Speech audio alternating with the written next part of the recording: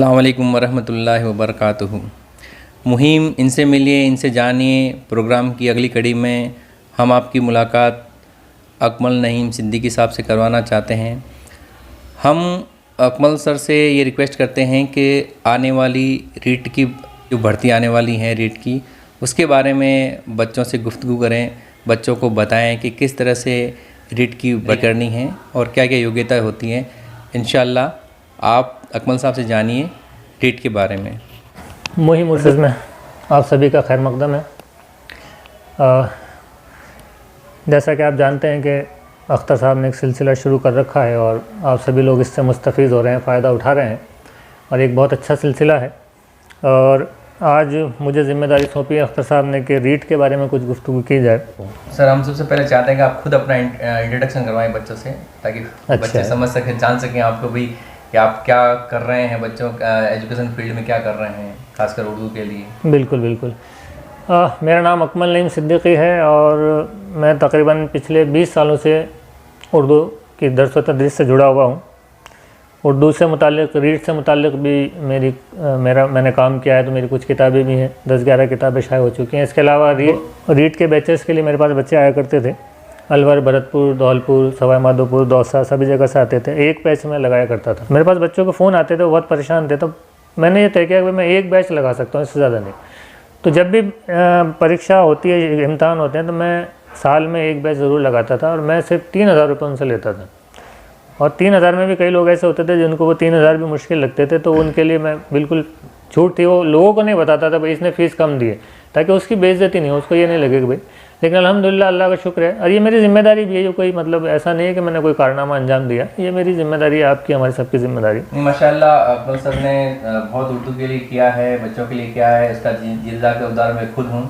मैं उस्ताद साहिब हैं मेरे भी, और मैंने फर्स्ट ग्रेड की और सेकंड की तैयारी इनसे की। माशाल्लाह बहुत हेल्पफुल नेचर के हैं और बहुत मदद करते हैं। सर, हम ये जानना चाहते हैं कि बच्चे ये जानना चाहते हैं कि थर्ड ग्रेड के जो भर्ती आती हैं, तो उसके लिए क्या एलिजिबिलिटी चाहिए, क्या योग्यता होनी चाहिए बच्चों की। ठीक है, थर्ड ग्रेड टीचर पहले तो हमारे यहाँ जो है थर्ड ग्रेड टीचर में कोई कैटेगराइजेशन नहीं था आरटी आने से पहले।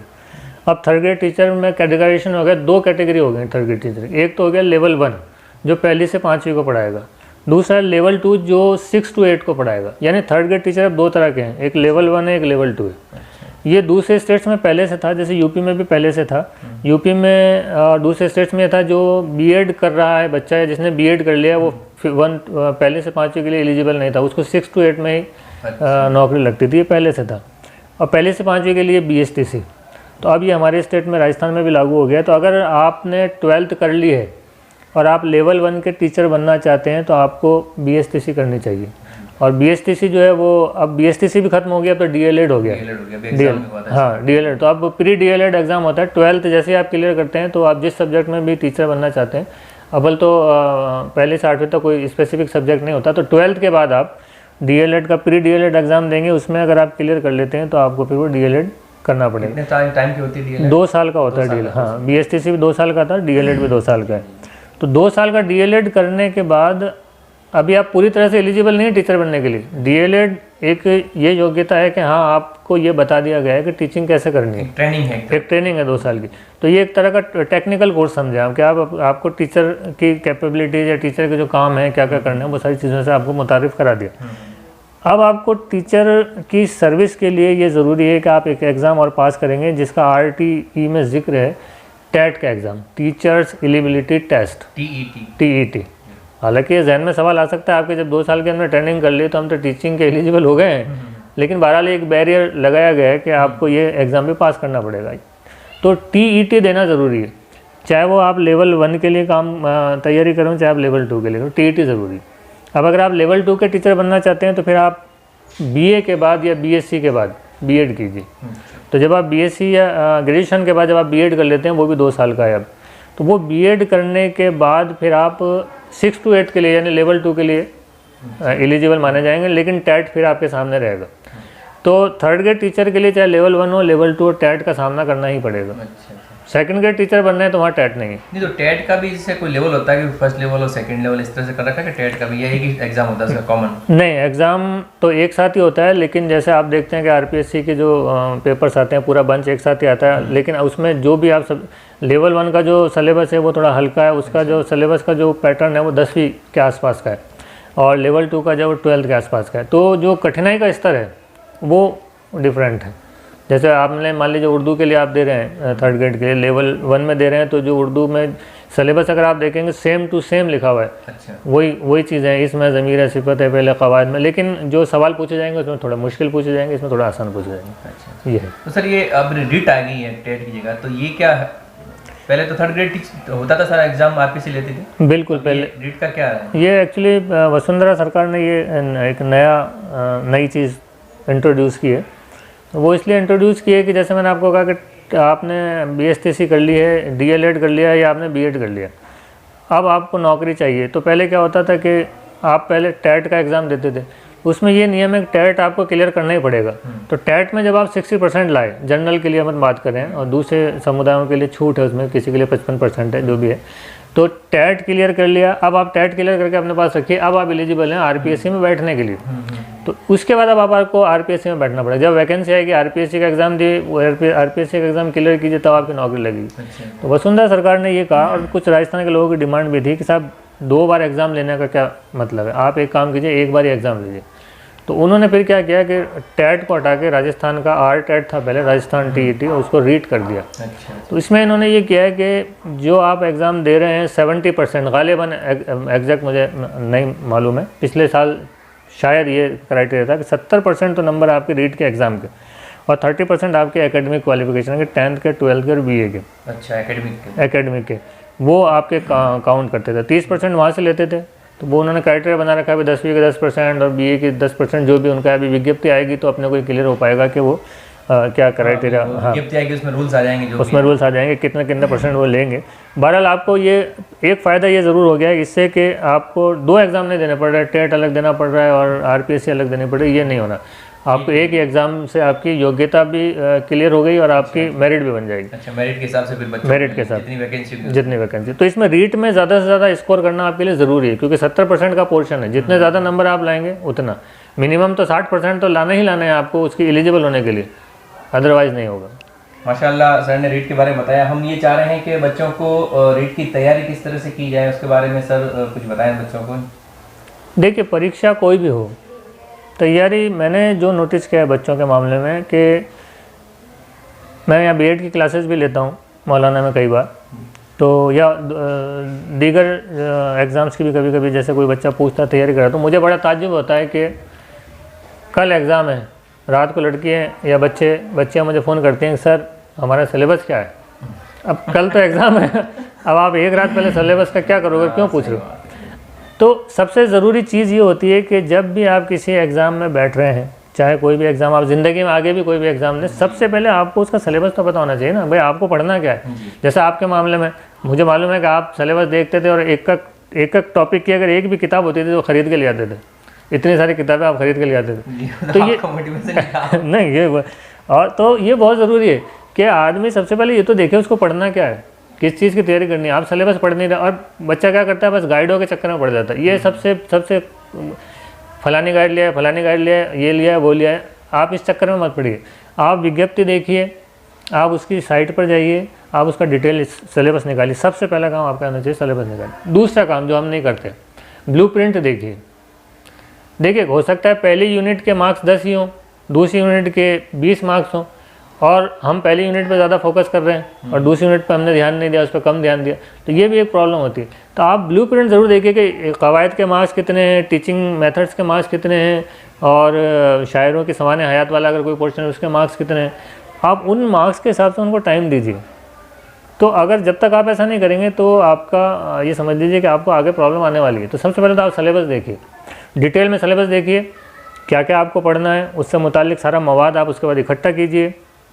ये ब्लूप्रिंट आप ज़रूर देखिए कि कौन सा टॉपिक और कौन सी यूनिट कितने नंबर की है, उसमें से कितने सवाल आने, और एग्ज़ाम का पैटर्न तो आपको मालूम ही होना चाहिए कि नेगेटिव मार्किंग है या नहीं है, और कितने क्वेश्चन आने हैं, किस तरह से आपको उनको अटैम्प्ट करना है। तो एक तो सबसे पहले सिलेबस, दूसरा पे देखें ब्लूप्रिंट, और तीसरी सबसे अहम बात जो मैंने कहना चाहता हूँ, मेरे पास स्टूडेंट्स के फ़ोन भी बहुत आते हैं, क्योंकि जैसे आप जानते हैं कि मेरी किताबें हैं, खुद की किताबें भी हैं। तो सबसे ज़्यादा स्टूडेंट मुझसे ये कहते हैं सर ऑब्जेक्टिव टाइप क्वेश्चंस की किताब। मैंने 2 साल पहले छापी थी एक, मेरे पास अभी आउट ऑफ स्टॉक है, रीड क्वेश्चन बैंक के नाम से ये किताबें लिखी है, रीड क्वेश्चन बैंक है ये। तो इसमें हमने क्या किया था, प्रैक्टिस के लिए हमने क्वेश्चंस बनाए थे, 1300 सवालात बनाए थे कि साहब आपने इसम पढ़ लिया तो इसम की प्रैक्टिस कीजिए, 100 सवाल इसम के हल कीजिए, 100 सवाल ज़मीर के हल कीजिए, 100 सवाल क्वेश्चन। ये सिर्फ इसलिए है कि आपने एक चैप्टर पढ़ा, आपने इसम को पढ़ लिया, अब इसम आपको समझ में आया नहीं आया ये जानने के लिए आप क्या करें, ऑब्जेक्टिव क्वेश्चन से प्रैक्टिस कर लीजिए, 20 क्वेश्चन हल कर लीजिए, टाइम लगा दीजिए, तो आपको पता भी चल जाए कितनी तेज़ी से कर पा रहे हैं और कहाँ प्रैक्टिस कहाँ अटके, और यार ये चीज़ तो रह गई, तो आप वापस इसम की तारीफ और इसम की जो भी चैप्टर वापस पढ़ लीजिए। तो ये ज़रूरी है कि डिटेल स्टडी की जाए। डिटेल स्टडी नहीं करेंगे तो मतलब नहीं काम नहीं चलेगा। बच्चे मुझसे बार बार फ़ोन करके कहते हैं सर ऑब्जेक्टिव क्वेश्चन की किताब दीजिए, ऑब्जेक्टिव, कोई सेंस नहीं है। मैंने इसलिए इसको दोबारा नहीं छापा, इसकी बहुत डिमांड है लेकिन मैंने नहीं छापा, मैंने ऑनलाइन डाल दी है। मेरी किताबें सब ऑनलाइन है, आप चाहें तो ऑनलाइन भी देख सकते हैं, पढ़ सकते हैं, सब फ्री ऑफ कॉस्ट हैं, आप देख सकते हैं, पढ़ सकते हैं। और मैं ये भी बताना चाहता हूँ कि मुहिम के बैनर तले हमने अभी, ये हमारी किताब है, ये हालांकि किताबों का प्रचार नहीं है, लेकिन बहरहाल जब बात चली है तो ये 400 रुपये की किताब है, लेकिन मुहिम से ही मुतासिर होकर हमने ये किताब अपने स्टूडेंट्स तक डायरेक्ट 100 रुपये में हम पहुंचा भी रहे हैं। आपको मालूम है काफ़ी लोगों तक हमने बिल्कुल आपकी इस मुहिम का ज़रिया बनकर पहुंचाई है। तो ऑब्जेक्टिव सवालात के चक्कर में ना पढ़ें, पहले आप डिटेल स्टडी करें, फिर उनसे मुताल्लिक ऑब्जेक्टिव सवालात को हल कीजिए। सर एक कंफ्यूज होता है, जैसे पेपर एक साथ ही आ रहा है सबका, सब सब्जेक्ट का, तो सर उसमें जब पेपर बच्चे देख रहे हैं तो 2 लैंग्वेज साथ में देखनी पड़ेगी, या फिर एक ऐसा जैसे हो रहा है सामाजिक और हिंदी, या इस तरह से, वो बच्चे कंफ्यूज हो रहे हैं इसके अंदर थोड़ा। नहीं, वो तो देखिए जो भी सब्जेक्ट आप चूज़ कर रहे हैं, आपको जो पेपर आ रहा है एक साथ आ रहा है, उसमें हर पेपर के ऊपर लिखा रहता है स्पेशली। जैसे उर्दू में भी कई बार कंफ्यूजन होता है कि भाई लैंग्वेज 1 और उर्दू लैंग्वेज 1 है, लेवल 1 है, उर्दू लैंग्वेज 2 है, लेवल 1 है, लेवल 2 है, बहुत सारे लेवल है, लैंग्वेज 1 का लेवल 1, लेवल 2, लैंग्वेज 2 का लेवल 1। तो वो तो आपको बहुत ध्यान से, आपको जब आप पेपर हल करेंगे तो उस पर ऊपर हेडिंग देखनी पड़ेगी आपको, अदरवाइज में कई बार बच्चा वो नहीं गलत कर बैठता है। बिल्कुल हड़बड़ाहट तो आपको होनी ही नहीं चाहिए बिल्कुल। आप एकदम, जब आपकी तैयारी अच्छी होगी ना तो आपको कॉन्फिडेंस अपना आप रहेगा। मैं देखता हूँ जैसे आप भी एग्जाम्स लेते होंगे, कई बार सुपरवाइज़र बने होंगे या इन्विजिलेटर भी रहे होंगे, बहुत सारे बच्चे ऐसे होते हैं जो बिल्कुल कॉन्फिडेंट होते हैं। तो वो कॉन्फिडेंस उनका इसलिए होता है क्योंकि उन्होंने तैयारी अच्छी की है।